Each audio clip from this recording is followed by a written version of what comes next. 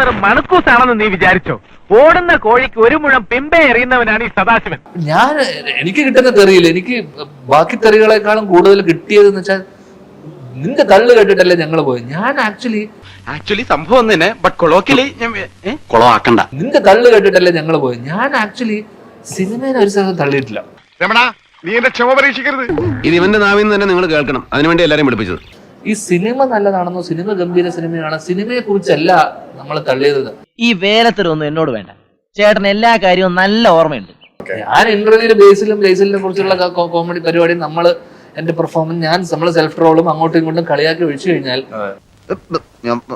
നിന്റെ അധിക പ്രശ്നം വേണ്ടട്ടാ.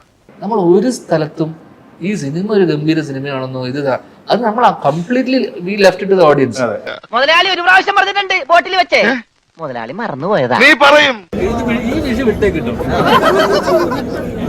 മോനെ ആവേശവും ജയഗണേഷും എല്ലാം നല്ല പടം.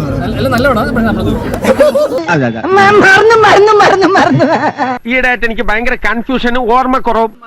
പറ്റിക്കാൻ നോക്കല്ലേ. ആവേശപ്പുറത്ത് ടൈറ്റ് ആണ്, അവര് അടിക്കുന്ന ഉറപ്പാണ്, അതൊക്കെ മുന്നേ അറിയാലോ. നമ്മള് പിടിച്ചു നിൽക്കണ്ടേ? ഈ ആള് തിരക്കല്ലല്ലോ മോനെ. പറഞ്ഞെങ്കിലും പിടിച്ചു നിന്ന് കളക്റ്റും ചെയ്തു. ചുമ്മാ തട്ടിവിട്ടതാടോ ഞാൻ.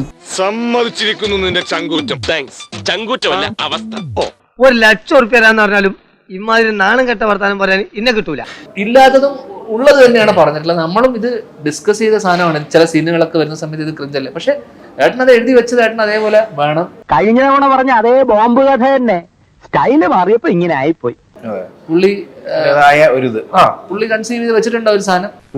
അതിന്റെ ഗുണം കാണാനുണ്ടായിരുന്നു. OTT വന്ന സമയത്ത്, പ്രത്യേകിച്ച് ഡ്രാമ, ഇമോഷണൽ ഡ്രാമയൊക്കെ വരുന്ന സമയത്ത് OTT TV നമ്മൾ കണ്ടിരിക്കാൻ പറ്റില്ല ഇത്തരം സിനിമകൾ. സഹിക്കാവുന്നതിനും അപ്പുറമാണിത്. അതേപോലെ ഇതിനകത്ത് ജ്ഞാപകം ചെയ്യുന്ന സമയത്ത് കുറെ സ്ഥലത്ത് അതിങ്ങനെ റിപ്പീറ്റ് വരുന്ന സമയത്ത് ആൾക്കാർക്ക് അത് അരോചകമായി തോന്നിയിട്ടുണ്ട്. ചിലർക്ക് ഒരു ചേഞ്ചിന് വേണ്ടി ഏത് മനുഷ്യനാ ഒരു ചേഞ്ച് ആഗ്രഹിക്കാത്ത?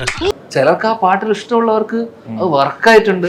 അതിന് എല്ലാത്തിനും എന്റെ ഒരു മേൽനോട്ടുണ്ടായിരുന്നു. പക്ഷേ അത് ഇട്ടിട്ട് വെറുപ്പിച്ച് കഴിഞ്ഞാൽ ആരാണെന്ന് വെറുത്തു പോകുന്ന ഒരു അവസ്ഥയും വരും. എന്റെ ദൈവമേ, നമ്മുടെ വയറ്റത്തടിക്കാനുള്ള ഒടുക്കത്തെ വരവാണല്ലോ ഇത്. ചേട്ടൻ ശുദ്ധനും നല്ലവനുമാണല്ലോ, അതുകൊണ്ട് പലതും പിടികിട്ടിയെന്ന് വരില്ല. ഇപ്പൊ പ്രണവിന്റെ മേക്കപ്പ് പണ്ടത്തരായി പോയി. എനിക്കും ഇപ്പൊ അങ്ങനെ തോന്നുന്നു. പലരും ഓൾഡ് മേക്കപ്പും. അത് എന്നോട് അജു അല്ലെങ്കിൽ ആ സിനിമയിൽ ഉണ്ടായിട്ടുള്ള വർക്ക് ചെയ്തിട്ടുള്ള പലരും എന്നോട് പറഞ്ഞിട്ടുണ്ട്, നമുക്കും തോന്നിയിട്ടുണ്ട്. എന്നുവെച്ചാ ഓക്കെ ആണോ? ഒന്നും മനഃപൂർവ്വം അല്ലല്ലോ, കരുതിക്കുട്ടിയല്ലേ. പക്ഷെ ഇത് ക്രിറ്റിസിസത്തിനെ നമ്മൾ വെൽക്കം ചെയ്തേ പറ്റൂ. മുതുമുത്തച്ഛന്മാർ ചെയ്ത പുണ്യം കൊണ്ടാ കാറ്റ് പോകാതെ ഇവിടെ ഇപ്പൊ എങ്ങനെ നിൽക്കുന്നു. അത്തരം ക്രിറ്റിസിസം അല്ലെങ്കിൽ അത്തരം ഹെൽത്തി ആയിട്ട് നമ്മൾ കണ്ട് അടുത്ത പടങ്ങളിൽ അത് ആസ് എ ഫിലിം മേക്കർ പുള്ളി അത് മാറ്റാൻ സാധിച്ചു കഴിഞ്ഞാൽ വെൽ ആൻഡ് ഗുഡ്. അതെ, ശരിയാണ്. ഇദ്ദേഹത്തിന് ഇത്ര വിവരം ഉണ്ടെന്ന് കണ്ടാ പറയില്ലല്ലേ. ഇപ്പോഴത്തെ കാലത്ത് ഇങ്ങനെയുള്ള സത്യസന്ധമാരെ കണ്ടുകിട്ടാ പാടല്ലേ. ശരി, പോട്ടെ, കൂടുതൽ എന്നെ നാറ്റിക്കരുത്. പിന്നെ കാണാ.